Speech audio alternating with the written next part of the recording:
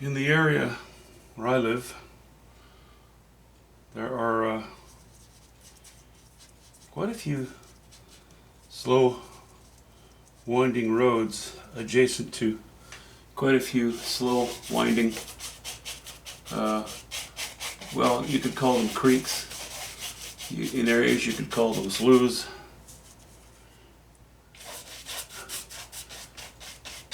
But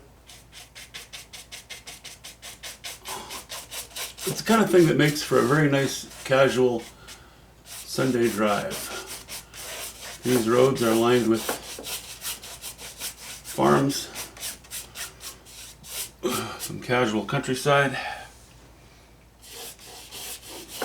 No real wilderness, but yeah, countryside. Urban territory. And I did a painting, well, it was a long time. I think it's about 3 years ago. I did a painting called Knife Painting Camp River. And Camp River is one of these slow moving bodies of water, and lining them, in addition to farms, you have, on one side you'll have farmland, on the other side you'll have all kinds of, a lot of cases, like pretty well established older trees. A lot of maples, some birch, a good variety, evergreens of different types. Anyway, always a nice drive. My wife and I will often do a loop.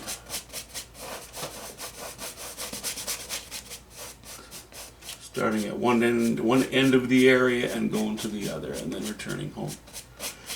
And these things, they service, well, they all more or less drain into or are pumped into the Fraser River. The Fraser River, if it's during freshet, then there are some areas where they pump it into the Fraser River, because without all the systems of dikes and polders around here, the entire Fraser Valley would become, well, a great deal of it would become flooded annually. So, yeah, I did a painting, yeah, that knife painting, Camp River, and I really liked how it turned out.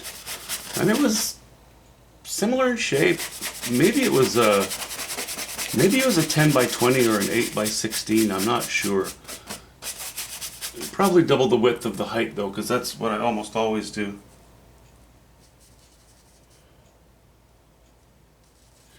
And I didn't put in a very thorough sketch or anything. I think I may have laid a few things in with charcoal, but I definitely did not get detailed with it. And when I did the painting itself too, it was very impressionistic.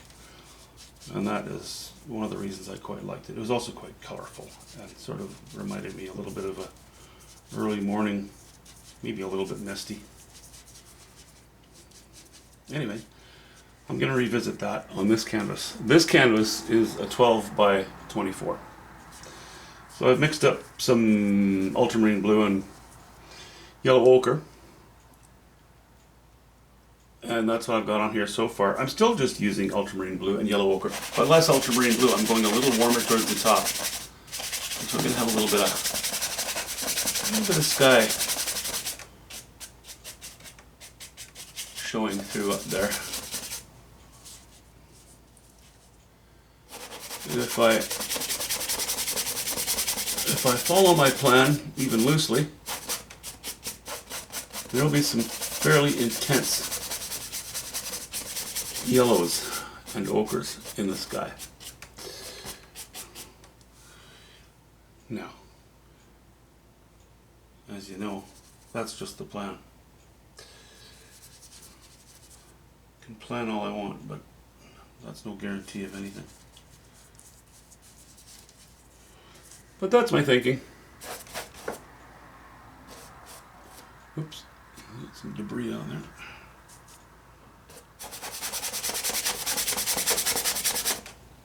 Boy, a bunch of debris suddenly here.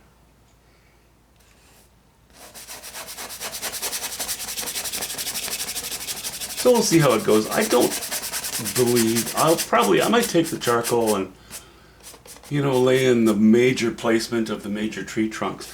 It's going to be a bit of a, some sky, the opposite shore of this slough, this slow moving creek. And, or really it's functionally a drainage ditch more than anything. And that's going to be the scene behind a screen of some trees in the foreground. My plan, and sometimes I have no idea whether I'm going to use a knife or not until I actually start the painting, the overpainting. But my plan is to use a knife on this one. I like that looseness. The last one was with the brush. I enjoy using both, but I like to take breaks from each and sort of bounce back and forth between the two utensils. Except for some very minor things, I almost never use a brush and a knife to do an overpainting. There's a bit of a inconsistency of technique that becomes to me far too visible and frankly kind of cheesy. And it's not always, but it's often the mark of an amateur. Now, if the painter is making it very obvious that they intend to use the two and they're not trying to sort of fudge things and hide that fact, fine, because you can use whatever you want to lay the paint on. You can use your fingers too. But my personal taste is keep that handicap going a little bit, and either use a knife for the painting or a brush for the painting. The overpainting, because obviously I've only used the brush so far. You ever try washing in or tinting a canvas with a knife? Well, you go through a lot of paint. Anyway, that's where it sits now. We'll leave it at that. And next time, we'll jump into this and we'll make some headway. I will not do 50 videos on this painting like I did on the last one. Okay, talk to you soon, guys.